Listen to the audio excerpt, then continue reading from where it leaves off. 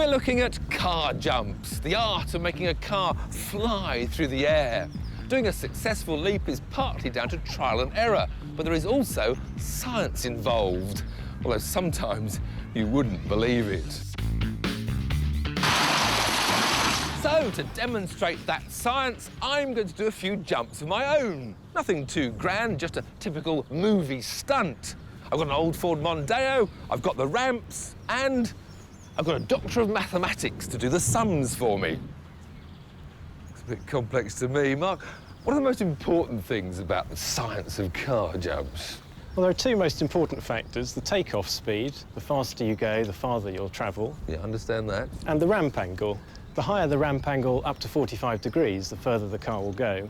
And at 45 degrees, the car will go the maximum distance. Well, that's it then. So I just go flat out, 45 degrees, and that's as far as I'll get. Well, it's not quite as simple as that, unfortunately. When a car hits a ramp of 45 degrees, there's going to be tremendous compression on the suspension. And in practice, it's much better to have a smaller angle, in which case, to travel the same distance, you need to go a lot faster. Right, so flatten it out a bit, go faster. That's it then. Well, unfortunately, it's still not all there is to it. We need to include air resistance in any calculation of this type. When a large body travels through the air, there's going to be a big drag factor, and so we need a much more complicated equation to model the system and to calculate how far the car will go. OK, well, I won't get to that because you've lost me now, but like, we know that my ramp angle is 11 degrees. I need to jump 7 metres, so all I want to know is how fast do I have to go? Well, we can do that. We can solve this equation numerically on a computer, and if we do that, we find that you'll need to travel at about 32 miles an hour. 32 miles an hour. That's it. Forget all that. 32 miles. Thank you very much.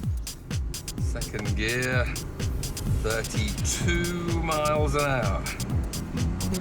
Now, I know I like maths at school, but I never quite wanted to have to believe in maths as much as this. And I'm not so sure he's right at all. Yeah, I can't get anything. I believe in maths. In fact, I enjoyed it so much, I think I'll do it again. And again! Now we want to test that science out in a world record attempt. And to make it even more difficult to calculate what's going to happen, the record we've chosen doesn't just involve jumping a car. No, that would be far too easy.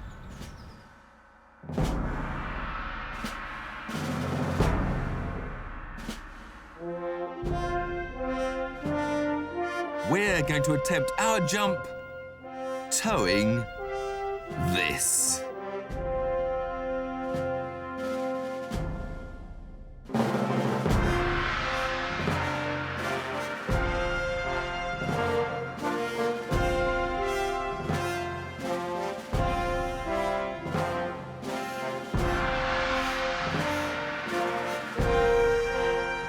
Yes, we're going to try and beat the world record for jumping a car while towing a caravan. One set at 157 feet and 6 inches.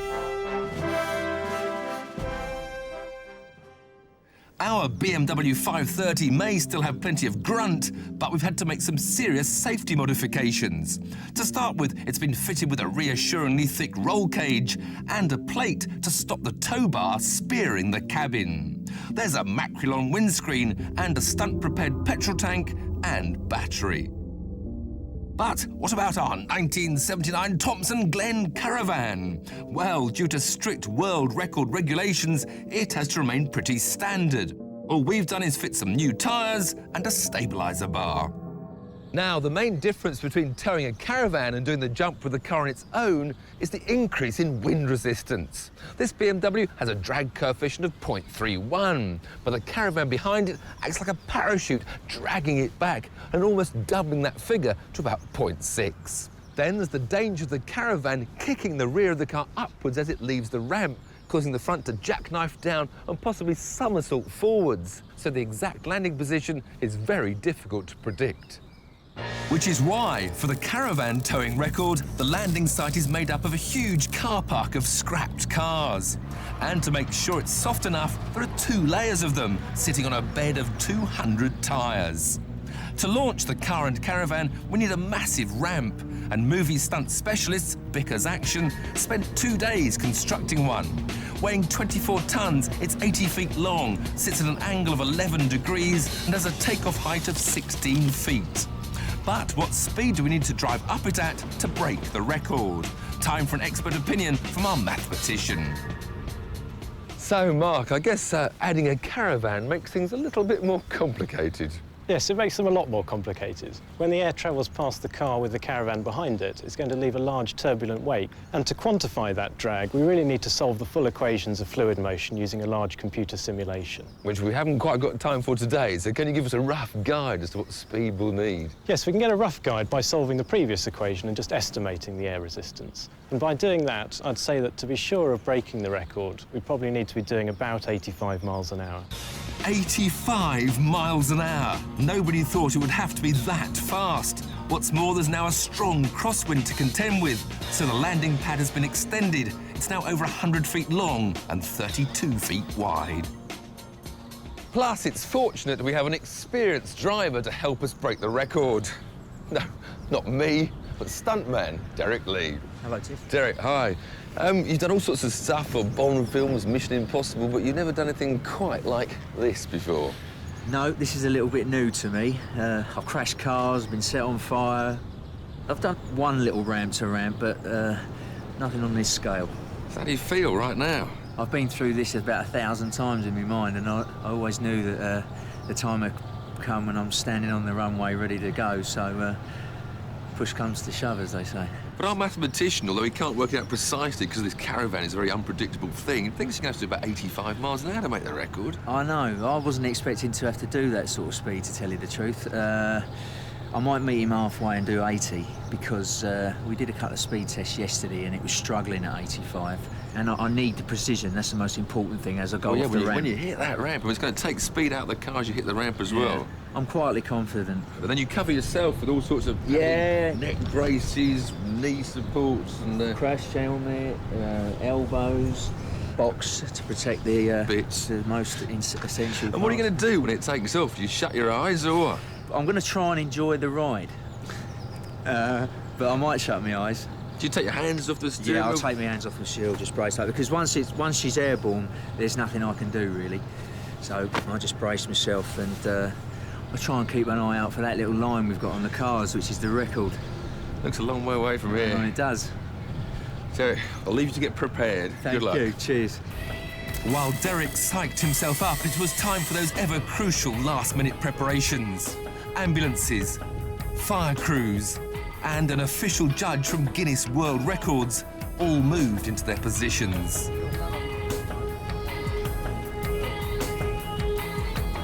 With everyone ready, it was time for Derek to perform 2 high-speed practice runs.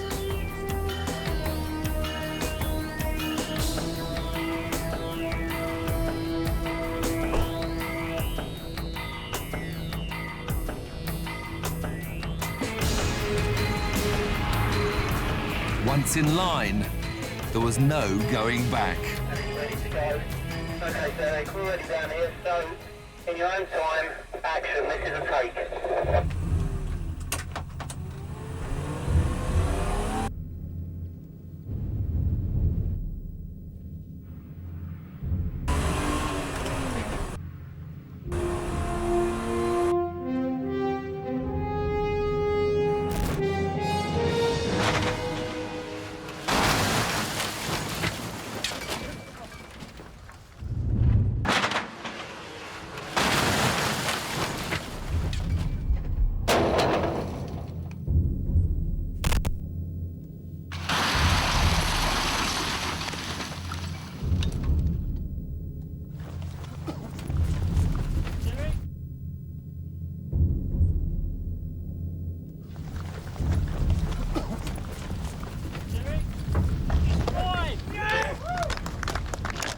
Are you all right, Del? Well done. Well done. Cleared it easy. Derek. Well done. That was absolutely mental. It flew beautifully there. I knew it was on the right flight line.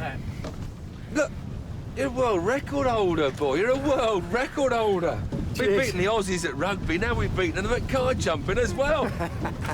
Yeah, how was the impact? Oh, it was soft. The adrenaline was going so much, I ripped the gear knob off in my hand. And I thought, do I bolt? No, sorry, it's too late now. I ain't going to do that again. Did you expect the forward roll, or was that a bit of a shock? I knew, because I had the right flight line, I couldn't see. I thought, oh, when am I going to land and where am I going to land? And then it just all... Oh, you couldn't see anything in the air? No, I was like that. So we'd broken the world record, but by how much? Guinness World Records stipulate that it's where the front wheels of the car land. And after a careful measurement, they calculated that we'd landed 30 feet and 2 inches further on. Right, that makes it 187 foot, 8 inches. Congratulations. Thank you. I was certainly thought is we'd a have been prepared. Yeah. You did it all just for that, to hang on your wall. Oh, that's superb. I think that's what you call an understatement.